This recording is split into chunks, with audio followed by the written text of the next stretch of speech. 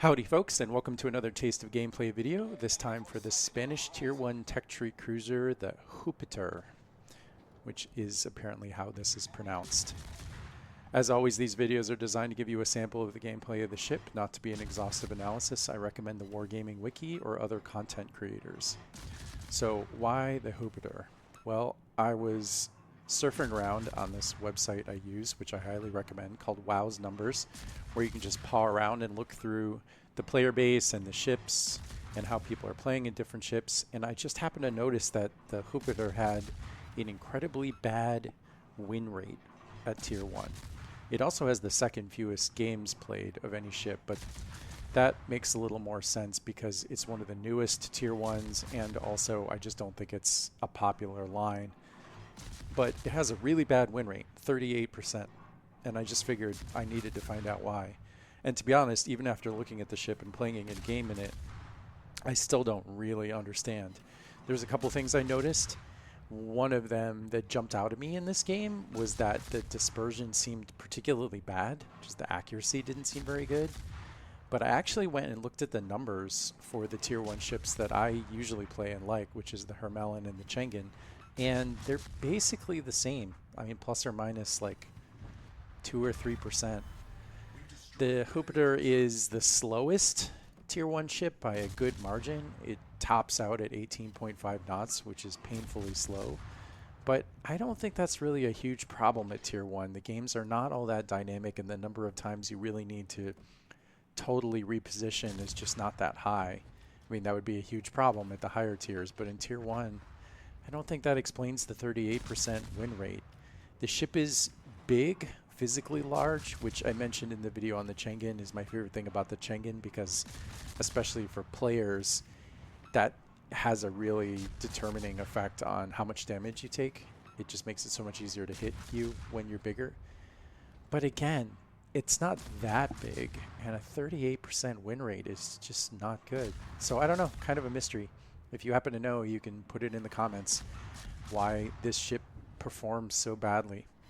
So interesting thing about this Tier 1 game is I have a couple of teammates, and one in particular who's also really good. So that changes the dynamic a lot.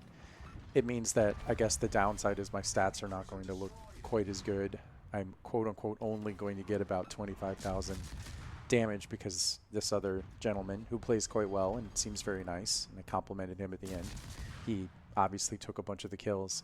We both had the same basic strategy, which is just defend the base against this onrushing wave of bots.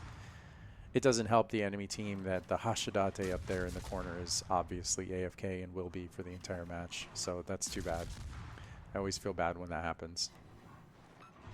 Interestingly, you'll see at the end of the game, I cut out some parts in the middle because they got a little dull, but we will not point them out, and it takes a long time to cap these zones, and so we are going to end up actually just going over and killing a Hashidate to win. And the interesting thing to me is it seemed like the bots, because the bots at Tier 1 of course are legendarily terrible at aiming, and they're not very directed. I mean, they're just not very good. And it really felt like the bots went into a different mode. Like the code recognized that there was only one player on the enemy team and that he was AFK and he wasn't going to go anywhere. And so it's pointless to, just have this bad aiming bot, a set of bots sort of dicker around. So they got much more directed, and also their aim seemed to get better. So that's interesting. I wonder if there's some branch in the code that says, well, the game's over, we don't want to drag it out, so make the bots suddenly way better at aiming. Yeah, the dispersion on these guns just feels really bad. I mean, you see, I'm shooting directly at this hardly moving Chengen, and I cannot hit him. Now, granted, I'm 8 kilometers away, but I feel like in the Hermelin, I hit a lot more than this with the guns. This is a poor showing.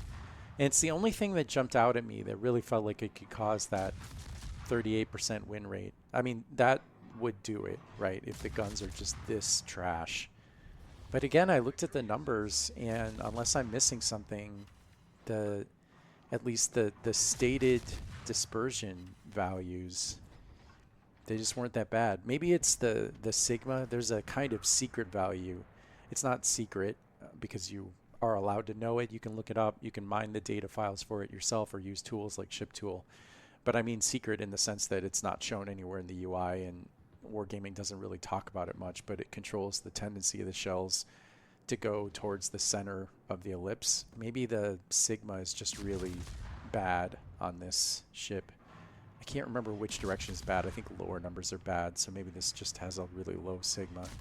But you're going to see at the end, I'm going to end up shooting at the completely AFK, totally stopped Hashidate, and I cannot hit him. And he's not going anywhere. This poor guy. He played reasonably well, the one player that seemed to be awake on the enemy team. But yeah, it's kind of hopeless now. Anyway, the Júpiter is it's not good. I don't think it's as bad as the 38% win rate, but I certainly don't think it's going to be my new favorite ship. I can't imagine particularly why you would want to play it unless you just are a huge fan of the Spanish Armada and you just, for historical reasons, you want to play it. It is quite large and it's very slow. It turns okay, but yeah, it's large and slow. And the guns, yeah. Anyway, WoW's numbers, I highly recommend it. It's literally just WOWS-numbers.com. There's a separate one for each of the 3 regions in the game because the data is not shared. But yeah, you can look up all kinds of information about yourself, about other players, about individual ships. There's all kinds of interesting things up there. Not so much data about them. That's what more what ShipTool is for. So if you want to know like those numbers I was talking about. But I mean, it's more about stats in terms of how players perform. Yeah, it's a little bit of cut here just to get to the end of this game. But yeah, you can see like I'm gonna shoot at this Hashidate and I can't hit him. I cannot hit this guy. Sometimes all 4 shots will just completely bracket him and miss. But you see what I mean about the enemy, or actually I guess it's our friendly bots. I mean, yes, of course, they're really close, so that helps. But I feel like their aim is just substantially better than it usually is. Yeah, I mean, in the sense that they're actually hitting him, which they never do. Anyway, that's the Júpiter. Yeah, not a great ship, not particularly memorable, but for completeness sake, I needed to play it, and I did. So there you go. Thanks a lot for watching, and I'll see you in the next one.